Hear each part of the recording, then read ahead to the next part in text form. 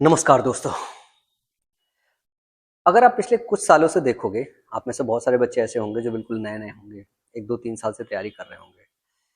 मुझे तो याद है कि इंटरनेट की दुनिया जब से स्टार्ट हुई थी, तभी से मैं इस इंटरनेट की दुनिया में हूँ। अक्सर करके ये पाया गया है कि कोई टीचर बड़ी शिद्दत के साथ किसी ऑर्गेनाइजेशन के पास आता है और ये कहता है कि मुझे मौका दे दिया जाए, मैं एक अच्छा शिक्षक साबित होऊँगा। जब वो बिल्कुल युवा अवस्था में होता है, एकदम अभी-अभी पेपर दे के आया होता है, उसकी रैंक बनी होती है, उसको भी लगता है कि वो एक अच्छा शिक्षक बन पाएगा। तो एक ऑर्गेनाइजेशन उसकी पोटेंशियल देखते हुए ये डिसाइड करता है कि चलो बच्चे को मौका दे दिया जाए। फिर ना ही वो बच्चे को मौका देता है, बच्चे को मौका देने के बाद उसे सजाता है, संवारता है, सब बच्चों के सामने रखता है, अपना पूरा इकोसिस्टम, अपना टाइम उस पे खर्च करता है। कहते हैं ना, कई साल उस पे खर्च किए जाते हैं। उसके पीछे एक पूरी टीम हायर की जाती है और वो बच्चा ऐसा होता नहीं कि जो वो टीम हायर कर सके। जो कंटेंट बनाता है, उस कंटेंट के पीछे भी 20 और सेलेक्टेड लड़के काम कर रहे होते हैं। फिर साल दर साल बीतता है, सब कलेक्टिवली काम करते हैं कि एक मैथ्स का मास्टर पीछे 20 सेलेक्टेड लड़के उनका कंटेंट बना रहे हैं, एक इंग्लिश का मास्टर 25-30 जो बच्चे बैठे हुए हैं उनके पीछे कंटेंट का काम कर रहे हैं। जाना जाता है एक सिंगल मास्टर। जब मास्टर आपके सामने प्रेजेंट होता है तो उसके पीछे पूरी ऑर्गेनाइजेशन काम कर रही होती है और फिर वो डिलीवर कर पाते हैं कलेक्टिवली मिलकर आपके लिए जो डेटा बनाना होता है, क्योंकि इतना आसान डेटा नहीं है एग्जामिनेशन क्लियर करना।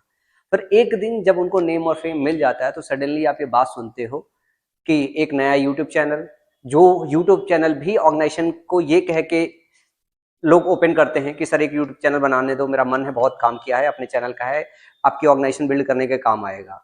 तो यही वो नींव रखी जाती है ऑर्गेनाइजेशन को हताश करने की। फिर एक समय आता है जब इंडिविजुअल यूट्यूब चैनल थोड़ा सा ग्रो कर जाता है, फिर आता है कि सर अब हम तो नहीं काम कर पाएंगे, मेरी सैलरी बढ़ा दिया जाए, मुझे कोर्स में परसेंटेज दे दिया जाए।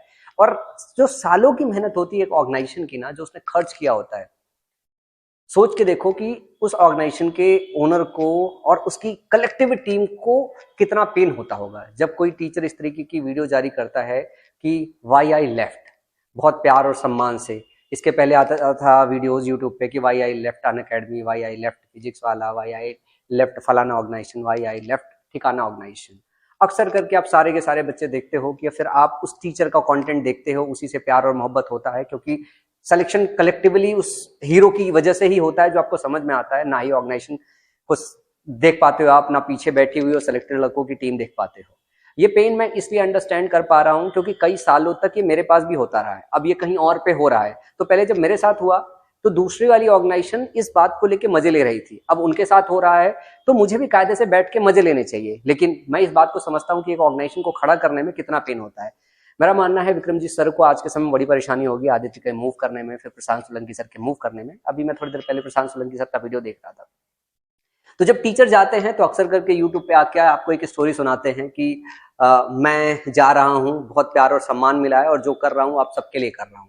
ये सिर्फ एक टीचर की, 2 टीचर की, 3 टीचर की बात नहीं है। वो हमेशा सिर्फ यही बात करते हैं कि हमारे दिल में सिर्फ आप हो, जो आज हूं मैं वो सिर्फ आपकी वजह से। पब्लिक प्लेटफॉर्म है, उनको ये बात बोलनी पड़ेगी। एक्चुअल रीजन आप सब नहीं जानते हो। एक्चुअल रीजन अगर आप समझोगे ना, मैं किसी को दोष नहीं देना चाहता हूँ, पूरी इंटायर कम्युनिटी जो इस तरीके की वीडियो जारी करते हैं ना, why I left, it's all about the grid.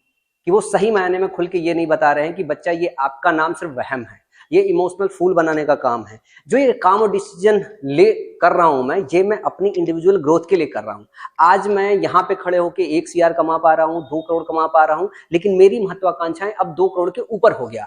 अब मैं 6-7 सालों में वो अदना सा बच्चा नहीं रह गया हूं जो सेलेक्ट होने के बाद इतना गट्स पाल के आया था कि सर मेरे को चांस दे दो, मैं अच्छा कर पाऊंगा। अब मेरी गट्स और ग्रिड दोनों बड़ी हो गई है और मैं अब इससे और बड़ा करना चाहता हूं। 2 करोड़ रुपए कमा रहा हूं, उससे मेरा पेट नहीं पल रहा है। मैं अब 10 करोड़ कमाना चाहता हूं, मैं एक नई कंपनी खोलना चाहता हूं, मैं खुद में मालिक बनना चाहता हूं। ये सब करना बुरी बात नहीं है, ये सब स्वागत योग्य है। लेकिन एक बात आप ऑर्गेनाइजेशन के ओनर पे भी सोचो कि अगर ऑर्गेनाइजेशन के ओनर अगर अपने टर्म्स एंड कंडीशन सख्त कर दे और आपको उस आजादी के साथ काम करना ना दे तो कितनी बुरी बात होगी। आप में से बहुत सारे बच्चे ऐसे हो जो सेलेक्ट होकर हर साल आते हो। मेरे पास हर साल कोई ना कोई आता है जब मुझे एक बात ये बोलता है कि सर मुझे एक मौका दे दो।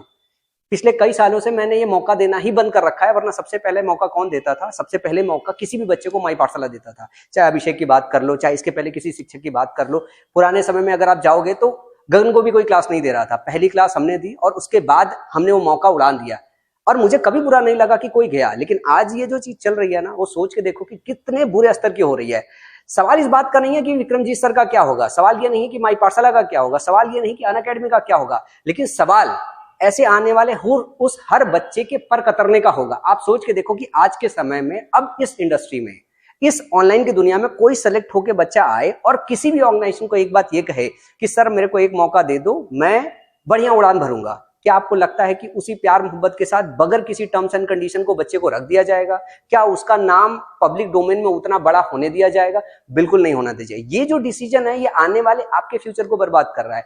आपकी जो उड़ान और बड़ी हो सकती है गवर्नमेंट जॉब से ऊपर जाके, जो आप और अच्छा आने वाली जनरेशन को डिलीवर कर सकते हो ना, ये सब उसको कुतरने का काम है। अब आने वाले समय में कोई भी जो बच्चा आएगा, उसको कभी भी सीधे सीधे ऐसे गगन बनने का मौका नहीं मिलेगा, अभिषेक बनने का मौका नहीं मिलेगा, प्रशांत सोलंकी बनने का मौका नहीं मिलेगा, आदित्य बनने का मौका नहीं मिलेगा, या अभिनव शर्मा बनने का मौका नहीं मिलेगा, राकेश यादव बनने का मौका नहीं मिलेगा। ऐसे सबके पर कुतर दिए जाएंगे।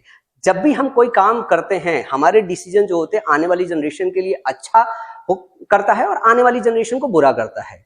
मैं थोड़ी देर पहले प्रशांत सर की वीडियो देख रहा था, भावुक भी था और थोड़ा मेरे को ऐसा लगा कि शायद मुझे कुछ बोलना चाहिए सारी की सारी ऑर्गेनाइजेशन को लेके कि आप किसी 1, 2, 3, 4 टीचर या 5 टीचर्स के जो है इन सब कामों की वजह से आने वाली जो जनरेशन है, जो बच्चे हैं, जो अच्छा करना चाहते हैं, उनके लिए सख्त डिसीजन मत लो। ये पार्ट एंड पार्सल है और इस पार्ट एंड पार्सल का सही मायने में हिस्सा रख के और अपने आप में इस बात का आपको ध्यान रखना है कि आने वाला कोई भी बच्चा वापस अगर आदित्य बनना चाहे या प्रशांत सर बनना चाहे या फिर कोई और बनना चाहे, तो उसे हमें मौका देना चाहिए। मैं हमेशा ये काम करता आया हूँ। इस साल भी मैं एक बच्चे को, जो मुझे लगता है जिसके पास कैलिबर है, जो आपकी और अच्छे से सेवा कर सकता है, मैं उसे मौका देना चाहता हूँ। स्पेशली मैंने इनवाइट किया जो है कि आप आओ, आप काम करो, आप सिर्फ अपनी गवर्नमेंट जॉब मत करो। गवर्नमेंट जॉब में आपको क्या मिलता है, 1 लाख 1.5 लाख रुपए, 2 लाख रुपए मिलता है। आप यहाँ पे अगर सही से सर्विस करोगे, इससे अच्छा पैसा कमा भी पाओगे और साथ में आने वाली जनरेशन को और अच्छा सिखा के जा पाओगे। जितने क्वालिटी लोग इस एजुकेशन के सिस्टम हो, उतनी ही अच्छी बात है।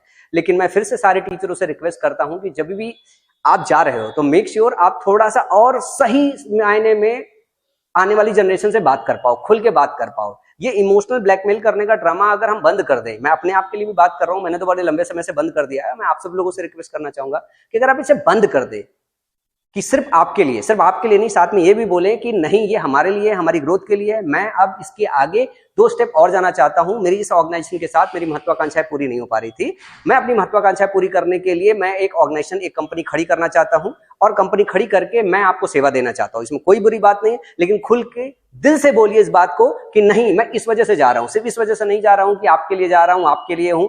ऐसा कोई काम करना नहीं चाहिए।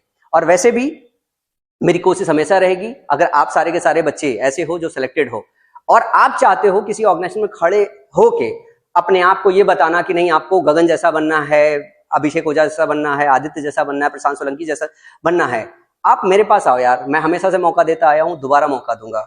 मेरी बात अगर किसी बच्चे को बुरी लगी हो, किसी शिक्षक को बुरी लगी हो, तो मुझे माफ कीजिएगा, लेकिन मेरा बोलना बहुत जरूरी था। तो इस वीडियो में इतना ही। थोड़े समय के बाद माई पाठशाला में मैं कुछ और सुधार करने वाला हूं, जिससे माई पाठशाला भी आपकी जो है सर्विस के लिए जो है आगे आ पाए और बहुत ट्रांसपेरेंट होकर खुल के बातचीत करूंगा अब आगे से मैं आप लोगों के साथ।